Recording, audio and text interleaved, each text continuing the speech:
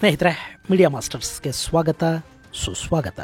ಗೆಳೆಯರೆ, operation bomb ಅಥವಾ operation ಸೂರ್ಯೋದಯ ಪಾಕಿಸ್ತಾನದಲ್ಲಿ ತುಂಬಾ ಚೆನ್ನಾಗಿ ಆಗ್ತಾ ಇದೆ. ಮಂಗಳವಾರ ರಾತ್ರಿಯಿಂದ ಇಲ್ಲಿವರೆಗೆ ಸುಮಾರು 70ಕ್ಕೂ ಹೆಚ್ಚು ಕಡೆಗಳಲ್ಲಿ ಬಲೂಚ್ ಪಡೆಗಳು ದಾಳಿ ಮಾಡಿವೆ. 18ಕ್ಕೂ ಹೆಚ್ಚು ಪಾಕಿಸ್ತಾನಿ ಸೈನಿಕರನ್ನ ಕೊಂದು ಹಾಕಲಾಗಿದೆ. ಜೊತೆಗೆ ಪಂಜಾಬಿಗಳನ್ನು ಕೂಡ ಹುಡುಕಿ ಕೊಲ್ಲಲಾಗ್ತಾ ಇದೆ. ಬಲೂಚಿಸ್ತಾನದಿಂದ ಪಾಕಿಸ್ತಾನಕ್ಕೆ ಬರ್ತಾ ಇದ್ದ ಬಸ್ಸೊಂದರಲ್ಲಿನ ಪ್ರಯಾಣಿಕರ ಐಡೆಂಟಿಟಿ ಚೆಕ್ ಮಾಡಿ ಅವರು ಪಂಜಾಬಿಗಳು ಅನ್ನೋದನ್ನ ಖಚಿತಪಡಿಸಿಕೊಂಡು ಅವರನ್ನ ಬಲೂಚ್ ಪಡೆಗಳು ಅಪಹರಿಸಿವೆ ಮತ್ತು ಕೊಂದು ಹಾಕಿವೆ. ಅಲ್ಲೀಗ Baloch liberation army, Baloch liberation front ಹಾಗೂ ಇನ್ನಿತರ ಹೋರಾಟಗಾರ ಸಂಘಟನೆಗಳೇನಿವೆ ಅವು ಸ್ಪರ್ಧೆಗೆ ಬಿದ್ದಂತೆ ಪಾಕಿ ಸೈನಿಕರನ್ನ ಕೊಲ್ತಾ ಹೋಗ್ತಾ ಇದ್ರೆ, ಪಾಕಿಸ್ತಾನದ ಮುನೀರ್ ಮುಲ್ಲಾ ಈ ದಾಳಿಗಳ ಹಿಂದೆ ಭಾರತ ಇದೆ ಅಂತ ಗೋಳಾಡೋದಕ್ಕೆ ಶುರು ಮಾಡಿದ್ದಾನೆ. ಅದನ್ನ ಪಾಕಿಸ್ತಾನಿಗಳು ಫಿತ್ನಾ ಅಲ್ ಹಿಂದೂಸ್ತಾನ್ ಅನ್ನೋ ಹೆಸರಲ್ಲಿ ಕರೀತಾ ಇದ್ದಾರೆ. ಎಂಥ ಗುಲಾಮಗಿರಿ ಅಂದ್ರೆ, ಏನಾದರೂ ಹೆಸರಿಡುವಾಗ ಕೂಡ ಅವರದ್ದೇ ಉರ್ದು ಭಾಷೆನ ಬಿಟ್ಟು ಅರಬ್ಬಿಕ್ಕಲ್ಲಿ ಹೆಸರಿಡ್ತಾ ತಮ್ಮ ಪೂರ್ವಜರು ಅರಬ್ಬಿನ ಜನ ಅಂತ ತೋರಿಸ್ಕೊಳ್ಳೋದಿಕ್ಕೆ ಪಾಕಿಸ್ತಾನ ಹೋಗ್ತಾ ಇದೆ. ಹಾಗಾದ್ರೆ ಏನಿದು ಫಿತ್ನಾ ಅಲ್ ಹಿಂದೂಸ್ತಾನ್? ಅಲ್ಲಿ ಬಲೂಚಿಸ್ತಾನದಲ್ಲಿ ನಿಜಕ್ಕೂ ಏನಾಗ್ತಾ ಇದೆ ಬನ್ನಿ ನೋಡೋಣ.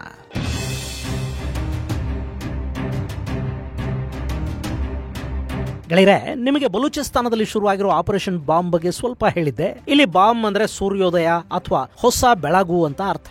ಪಾಕಿಸ್ತಾನದ ದಾಸ್ಯದ ಕತ್ತಲೆಯಿಂದ ಹೊಸ ಬೆಳಗನ್ನ ನೋಡೋದಿಕ್ಕೆ, ಸ್ವಾತಂತ್ರ್ಯದ ಸೂರ್ಯನನ್ನ ಕಾಣೋದಿಕ್ಕೆ ಈಗ ಬಲೂಚ್ ಪಡೆಗಳು ಈ ಸಂಘರ್ಷವನ್ನ ಶುರು ಮಾಡಿವೆ. ಇದನ್ನ ಪಾಕಿಸ್ತಾನದಿಂದ ಸಂಪೂರ್ಣ ಸ್ವಾತಂತ್ರ್ಯವನ್ನ ಪಡೆಯೋವರೆಗೆ ಮುಂದುವರಿಸ್ತೀವಿ ಅಂತ ಅವರು ಹೇಳ್ತಾ ಇದ್ದಾರೆ. ಅಷ್ಟೇ ಅಲ್ಲ, ಈಗಾಗಲೇ ಸಾಕಷ್ಟು ಪ್ರದೇಶಗಳನ್ನ ಪಾಕಿಸ್ತಾನಿಗಳಿಂದ ನಾವು ಲಿಬರೇಟ್ ಮಾಡಿದೀವಿ ಅಂತ ಕೂಡ ಬಲೂಚ್ ಪಡೆಗಳು ಹೇಳ್ಕೊಳ್ತಾ ಇವೆ. ಗೆಳೆಯರೆ, ಈ ದಾಳಿಗಳು ಎಷ್ಟು ಸಂಘಟಿತವಾಗಿ ನಡೀತಾ ಇವೆ ಅಂದ್ರೆ, ಕ್ವೆಟಾದಿಂದ 212 ಕಿಲೋಮೀಟರ್ ದೂರದಲ್ಲಿನ ಸುರಾಬ್ನಲ್ಲಿನ ಸೇನಾ ನೆಲೆಯನ್ನ ಬಲೂಚ್ ಪಡೆಗಳು ತಮ್ಮ ವಶಕ್ಕೆ ತಗೊಂಡಿವೆ. ಅಲ್ಲಿ 18 ಸೈನಿಕರನ್ನ ಕೊಂದು ಹಾಕಲಾಗಿದೆ.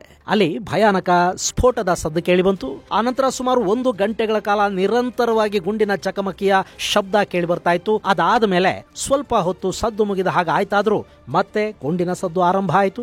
ಸುಮಾರು 2 ಗಂಟೆಗಳ ಕಾಲ ಅಲ್ಲಿ ಕಾಳಗ ನಡೀತು ಅಂತ ಸ್ಥಳೀಯರು ಹೇಳಿದ್ದಾರೆ.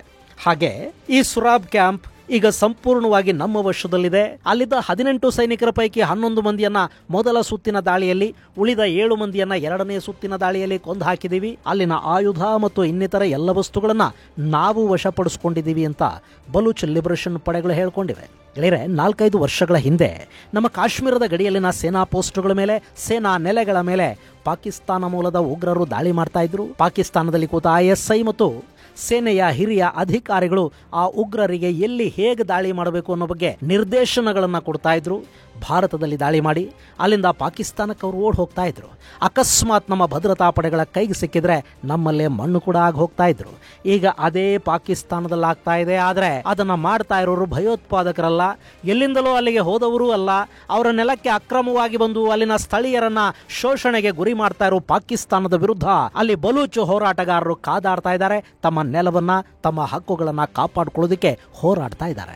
ಇನ್ನು ಕಲಾತ್, ಮಸ್ತಂಗ್, ಸುರಾ, ದಕಾಯ್ ಮುಂತಾದ ಕಡೆಗಳಲ್ಲಿ ಕೂಡ ಬಲೂಚ್ ಸ್ವಾತಂತ್ರ್ಯ ಹೋರಾಟಗಾರರ ದಾಳಿಗಳು ನಡೀತಾ ಇವೆ. ಅಲ್ಲಿನ ಎಲ್ಲಾ ಹೆದ್ದಾರಿಗಳನ್ನ ಹೋರಾಟಗಾರರು ತಮ್ಮ ಹಿಡಿತಕ್ಕೆ ತಗೊಂಡಿದ್ದಾರೆ. ಬಲೂಚಲ್ಲಿ ಆಪರೇಷನ್ ಬಾಂಬ್ ಘೋಷಣೆ ಆದ ಕೂಡಲೇ ಪಾಕಿಸ್ತಾನ ತನ್ನ ಹೆಚ್ಚುವರಿ ಪಡೆಗಳನ್ನ ಅಲ್ಲಿಗೆ ಕಳುಹಿಸೋ ಪ್ರಯತ್ನವನ್ನ ಮಾಡ್ತಾ ಇದ್ರು.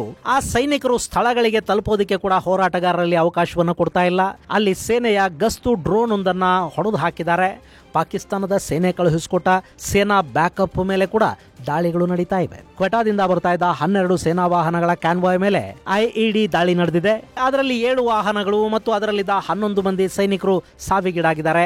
ಹಾಗೆ ಪಾಕಿಸ್ತಾನದ ಸೇನೆಯ ಪರ ಬೇಹುಗಾರಿಕೆ ಮಾಡ್ತಾ ಇದ್ದ ಅನ್ನೋ ಆರೋಪದ ಮೇಲೆ ವ್ಯಕ್ತಿಯೊಬ್ಬನನ್ನ ಗುಂಡಿಕ್ಕಿ ಕೊಲ್ಲಲಾಗಿದೆ. ಪಂಜಗೂರ್ ಸಮೀಪ ಚೈನಾದ ವಾಹನಗಳ ಮೇಲೆ ಕೂಡ ದಾಳಿ ಮಾಡಲಾಗಿದೆ. ಪಂಜಗೂರ್ ಅಂದ್ರೆ ನೀವಿಲ್ಲಿ ಮ್ಯಾಪಲ್ಲಿ ನೋಡ್ತಾ ಇದ್ದೀರಲ್ಲ, ಇದು. ಈ ಪಂಜಗೂರ್ ಅತ್ಯುತ್ತಮ ಕ್ವಾಲಿಟಿಯ ಖರ್ಜೂರಕ್ಕೆ ಹೆಸರುವಾಸಿ. ಇನ್ನು ಇದು ಚೈನಾದ ಸಿಪೆಕ್ನ ಭಾಗ ಕೂಡ. ಪಾಕಿಸ್ತಾನದ ರಾಷ್ಟ್ರೀಯ ಹೆದ್ದಾರಿ N85 ಈ ಪಂಜಗೂರ್ನಿಂದ ಹಾದು ಹೋಗುತ್ತೆ. ಇಲ್ಲಿ ಕೂಡ ಬಲೂಚ್ ಪಡೆಗಳು ದಾಳಿ ಮಾಡಿವೆ. ಇದು ಚೈನಾಗೆ ಆತಂಕವನ್ನ ಉಂಟು ಮಾಡ್ತಾ ಇದೆ. ಇನ್ನು ಇದೆಲ್ಲದರ ನಡುವೆ ಅಲ್ಲಿನ 2 ಜಿಲ್ಲೆಗಳಲ್ಲಿ ಬಸ್ಸುಗಳನ್ನ ನಿಲ್ಲಿಸಿ ಅದರಲ್ಲಿದ್ದ ಜನರ ಐಡೆಂಟಿಟಿಯನ್ನ ಚೆಕ್ ಮಾಡಿ ತಮಗೆ ಬೇಕಾದವರನ್ನ ಮಾತ್ರ ಬಲೂಚ್ ಪಡೆಗಳು ಅಪಹರಿಸಿಕೊಂಡು ಹೋದ ಘಟನೆ ನಡೆದಿದೆ. ಗೆಳೆಯರೆ, ಬಲೂಚಿಸ್ತಾನದ ಜನ ಇದಾರಲ್ಲ, ಅವರಿಗೆ ಪಂಜಾಬಿ ಪಾಕಿಸ್ತಾನಿಗಳನ್ನ ಕಂಡ್ರೆ ಆಗೋದಿಲ್ಲ. ಅಲ್ಲಿ ಬಲೂಚಿಸ್ತಾನ ಅನ್ನೋದು ಪಾಕಿಸ್ತಾನದ ಅತಿ ದೊಡ್ಡ, ಅತಿ ಹೆಚ್ಚು ವಿಸ್ತೀರ್ಣವನ್ನ ಹೊಂದಿರುವ ರಾಜ್ಯ. ಹಾಗೆ ಪಾಕಿಸ್ತಾನದಲ್ಲಿ ಅತಿ ಹೆಚ್ಚು ಜನಸಂಖ್ಯೆ ಇರುವುದು ಪಂಜಾಬ್ ಅಲ್ಲಿ. ಬಲೂಚ್ ಅತಿ ಕಡಿಮೆ ಜನಸಂಖ್ಯೆಯನ್ನ ಹೊಂದಿದೆ. ಅಲ್ಲಿ ಬಲೂಚಿಸ್ತಾನದ ಜನ ತಮ್ಮನ್ನ ತಾವು ಬಲೂಚರು ಅಂತ ಹೇಳ್ಕೋತಾರೆ ಹೊರತು ಪಾಕಿಸ್ತಾನಿಗಳು ಅಂತ ಅಲ್ಲ. ಇನ್ನು ಪಾಕಿಸ್ತಾನ ಅನ್ನೋ ದೇಶ ಹುಟ್ಟಿದಾಗನಿಂದಲೂ ಅದನ್ನ ಸೇರೋದಕ್ಕೆ ಬಲೂಚ್ ಜನರ ವಿರೋಧ ಇದ್ದೇ ಇತ್ತು. ಹೀಗಾಗಿ ಇವತ್ತಿಗೂ ಕೂಡ ಅವರು ತಮ್ಮನ್ನ ಪಾಕಿಸ್ತಾನಿಗಳು ಅಂತ ಒಪ್ಕೊಳ್ಳೋದಿಲ್ಲ. ಇನ್ನು ಬಲೂಚ್ ಬುಡಕಟ್ಟು ಜನಾಂಗ ಅಲ್ಲಿ ಹೆಚ್ಚಾಗಿರೋದ್ರಿಂದ ಅವರು ಪ್ರತ್ಯೇಕ ಬಲೂಚಿಸ್ತಾನಕ್ಕಾಗಿ ಒತ್ತಾಯ ಮಾಡ್ತಾ ಇದ್ದಾರೆ. ಸೊ ಅಲ್ಲಿನ ಡೆಮೋಗ್ರಫಿಯನ್ನ ಬದಲಿಸಿ ಬಿಟ್ರೆ, ಅಂದ್ರೆ ಬಲೂಚಿಸ್ತಾನಕ್ಕೆ ಪಂಜಾಬ್ನಿಂದ ಜನರನ್ನ ಕರ್ಕೊಂಡು ಹೋಗಿ ಅವರನ್ನಲ್ಲಿ ನೆಲೆಸುವ ಹಾಗೆ ಮಾಡಿದ್ರೆ ಅಲ್ಲಿ ಬಲೂಚರ ಜನಸಂಖ್ಯೆ ಕಡಿಮೆ ಆಗಿ ಪಂಜಾಬಿಗಳು ಹೆಚ್ಚಾಗ್ತಾರೆ. ಹೀಗಾದಾಗ ಪ್ರತ್ಯೇಕತಾವಾದದ ಕೂಗನ್ನ ಸ್ವಲ್ಪ ಮಟ್ಟಿಗೆ ಕಡಿಮೆ ಮಾಡಬಹುದು ಅಂತ ಪಾಕಿಸ್ತಾನ ಯೋಚಿಸ್ತಾ ಇದೆ. ಇದನ್ನು ಬರೀ ಬಲೂಚಲ್ಲಿ ಮಾತ್ರ ಅಲ್ಲ, ಸಿಂಧಲ್ಲಿ, ಖೈಬರ್ ಅಲ್ಲಿ, ಆಕ್ರಮಿತ ಕಾಶ್ಮೀರದಲ್ಲಿ ಕೂಡ ಮಾಡೋದಕ್ಕೆ ಅವರು ಶುರು ಮಾಡಿದ್ದಾರೆ.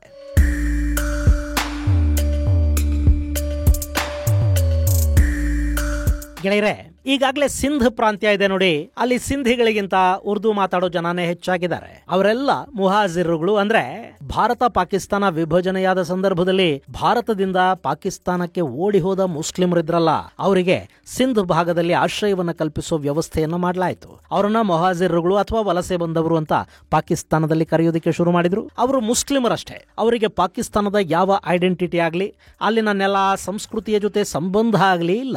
ಈ ಮುಹಾಜಿರುಗಳನ್ನ ಅವತ್ತಿಗೆ ದೊಡ್ಡ ಮಟ್ಟದಲ್ಲಿ ಸಿಂಧ್ ಭಾಗದಲ್ಲಿ ನೆಲೆಸೋ ಹಾಗೆ ನೋಡ್ಕೊಳ್ಳಾಯ್ತು. ಇನ್ನು ಪಂಜಾಬ್ ಭಾಗದಿಂದ ಓಡ್ ಹೋದವರು ಪಂಜಾಬ್ ಹೋದ್ರು, ರಾಜಸ್ಥಾನ್ ಭಾಗದಿಂದ ಬಂದವರು ಚೋಲಿಸ್ತಾನಕ್ಕೆ ಹೋದ್ರು, ಉಳಿದವರು ಸಿಂಧ್ ಭಾಗವನ್ನು ಸೇರ್ಕೊಂಡ್ರು. ಅಲ್ಲಿಗ ಸಿಂಧಿಗಳಿಗಿಂತ ಇವರೇ ಹೆಚ್ಚಾಗಿದ್ದಾರೆ. ಇನ್ನು ಆಕ್ರಮಿತ ಕಾಶ್ಮೀರದಲ್ಲಿ ಪಾಕಿಸ್ತಾನ ಪಂಜಾಬಿಗಳನ್ನ ಕರ್ಕೊಂಡು ಹೋಗಿ ಸ್ಥಾಪನೆ ಮಾಡ್ತಾ ಇದೆ. ಅಲ್ಲಿ ಜಮೀನುಗಳ ಖರೀದಿಗೆ, ಕೃಷಿಗೆ, ವ್ಯಾಪಾರ ವಹಿವಾಟುಗಳನ್ನು ಮಾಡ್ಕೊಳ್ಳೋದಕ್ಕೆ ಹೆಚ್ಚಿನ ಪ್ರಮಾಣದ ಪಂಜಾಬಿ ಮುಸ್ಲಿಮರು ಹೋಗ್ತಾ ಇದ್ದಾರೆ. ಹೀಗಾಗಿ ಕಾಶ್ಮೀರದ ಡೆಮೋಗ್ರಫಿ ಕೂಡ ಬದಲಾಗ್ತಾ ಇದೆ. ಇನ್ನು ಗಿಲ್ಗಿಟ್ ಬಾಲ್ಟಿಸ್ತಾನದಲ್ಲಿರೋದು ಶಿಯಾ ಮುಸ್ಲಿಮರು, ಪಾಕಿಸ್ತಾನದಲ್ಲಿ ಹೆಚ್ಚಿರೋದು ಸುನ್ನಿಗಳು. ಸುನ್ನಿಗಳಿಗೂ ಶಿಯಾಗಳಿಗೂ ದಾಯಾದಿ ಕಲಹ ಇದ್ದೇ ಇದೆ. ಹೀಗಾಗಿ ಗಿಲ್ಗಿಟ್ಗೆ ಕೂಡ ಈಗ ಪಂಜಾಬ್ ಮೂಲದ ಸುನ್ನಿಗಳನ್ನ ತಂದು ತುಂಬುವ ಕೆಲಸವನ್ನ ಪಾಕಿಸ್ತಾನ ವ್ಯವಸ್ಥಿತವಾಗಿ ಮಾಡ್ತಾ ಇದೆ. ಹಾಗೆ ಈಗ ಬಲೂಚಿಸ್ತಾನಕ್ಕೆ ಕೂಡ ಪಂಜಾಬಿಗಳನ್ನ ಬಿಡ್ತಾ ಇದ್ದಾರೆ. ಇದು ಡೆಮೋಗ್ರಫಿಯನ್ನ ಬದಲಿಸುತ್ತೆ. ಹೀಗಾಗಿ ಯಾರು ಇಲ್ಲಿಗೆ ಪಂಜಾಬಿಗಳು ಬರಬೇಡಿ ಅಂತ ಪದೇ ಪದೇ ಬಲೂಚ್ ಲಿಬರೇಷನ್ ಕಾರ್ಯಕರ್ತರು ಮನವಿ ಮಾಡ್ತಾ ಹೋದ್ರೂ ಕೂಡ ಅಲ್ಲಿಗೆ ಬರೋ ಪಂಜಾಬಿಗಳ ಸಂಖ್ಯೆ ಕಡಿಮೆ ಆಗಲಿಲ್ಲ. ಸೊ ಈಗ ಪಂಜಾಬಿಗಳು ಕಾಣಿಸ್ಕೊಂಡ್ರೂ ಸಾಕು, ಅವರನ್ನ ಬಲೂಚ್ ಪಡೆಗಳು ಮುಲಾಜಿಲ್ಲದೆ ಹೊಡೆದುಕೊಳ್ತಾ ಇವೆ. ಈಗ ಕೂಡ ಝೋಬ್ ಮತ್ತು ಲೋಯ್ರಾಲಾ ಜಿಲ್ಲೆಗಳಲ್ಲಿನ ಹೆದ್ದಾರಿಯಲ್ಲಿ ಪಂಜಾಬ್ ಕಡೆಗೆ ಹೋಗ್ತಾ ಇದ್ದ ಬಸ್ಗಳನ್ನ ಬಂದೂಕುಧಾರಿಗಳು ತಡೆದಿದ್ದಾರೆ. ಅದರಲ್ಲಿದ್ದ ಜನರ ಐಡೆಂಟಿಟಿ ಚೆಕ್ ಮಾಡಿದ್ದಾರೆ. ಅವರ ಮೂಲ ಯಾವುದು ಅನ್ನೋದನ್ನ ಖಚಿತಪಡಿಸಿಕೊಂಡಿದ್ದಾರೆ. ಅವರ ಗುರಿ ಇದ್ದದ್ದು ಪಂಜಾಬಿ ಪಾಕಿಸ್ತಾನಿಗಳು. ಅವರನ್ನ ಗುರುತಿಸಿದ್ದಾರೆ.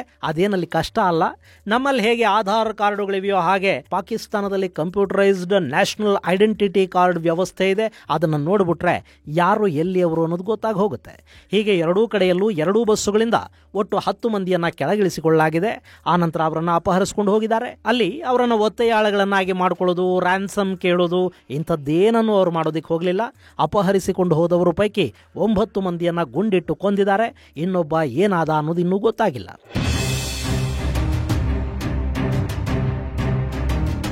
ಅಲ್ಲಿ ಪಂಜಾಬಿಗಳು ಬಲೂಚಲ್ಲಿರೋದು ಬೇಡ ಅಂತ ಬಲೂಚ್ ಹೋರಾಟಗಾರರು ಹೇಳ್ತಾ ಇದ್ದಾರೆ.